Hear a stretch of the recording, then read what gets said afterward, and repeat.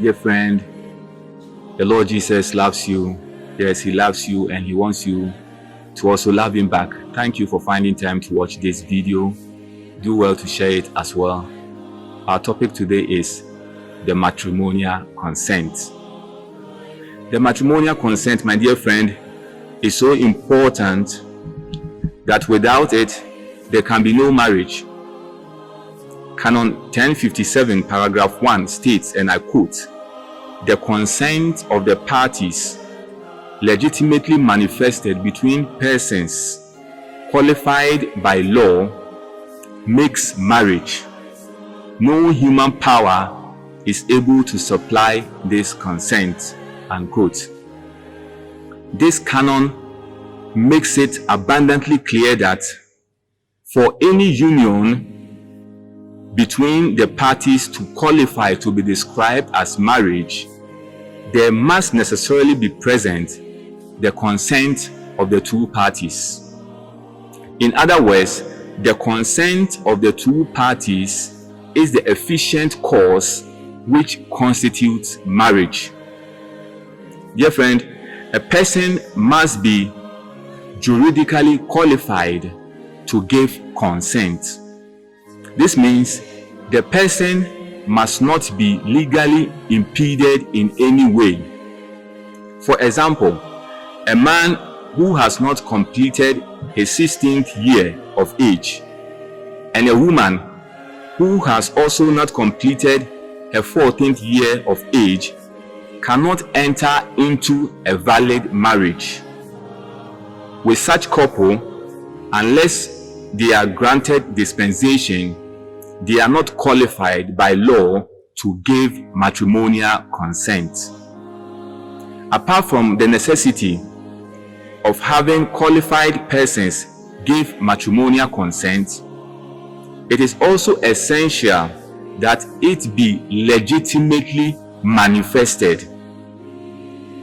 John P. Bill et al. State that, and I quote, "Although consent itself is an internal act imperceptible to the senses, the social significance of the institution of marriage requires that it be given some public expression," unquote.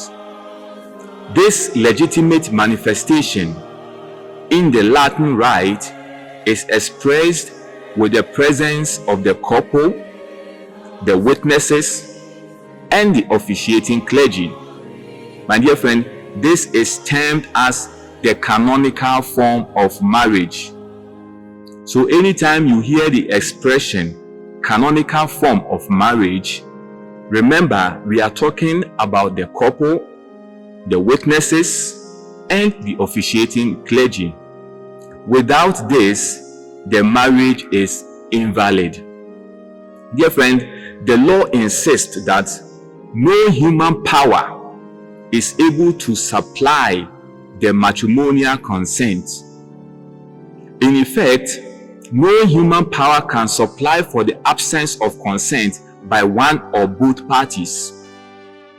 This may be challenging to certain cultures, certain cultural practices in which people are given into marriage without their consent.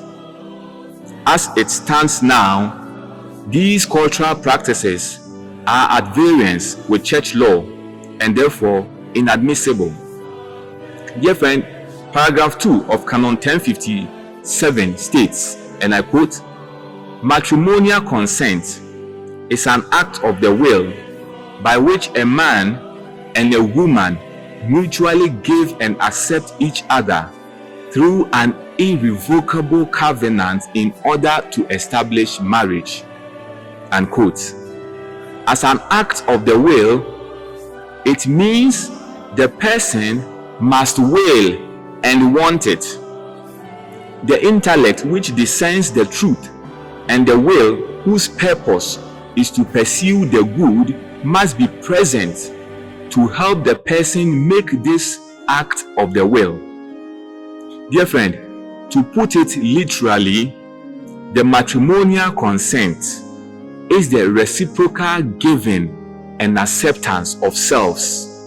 That is, of the person in his or her totality, given and accepted reciprocally and irrevocably, inasmuch as it is a constitutive act of matrimony. The man, dear friend, freely tells the woman, I take you to be my wife. And the woman freely tells the man, I take you to be my husband. This is the consent that makes marriage. The moment this consent is given and accepted by the church through the officiating clergy, there is established a covenant that cannot be revoked. So, dear friend, paying attention to the fact that the code mentions consent between a man and a woman, it means that the phenomenon of same-sex marriage is alien to church law. Therefore, the consent expressed by persons of the same sex to each other does not constitute marriage in any shape or form. So, dear friend, if you have enjoyed this video, why don't you like, comment, and share it with your friends? Invite them to visit my YouTube channel and subscribe to it so that we can all keep deepening our Christian Catholic faith. I wish you joy and peace. Thank you.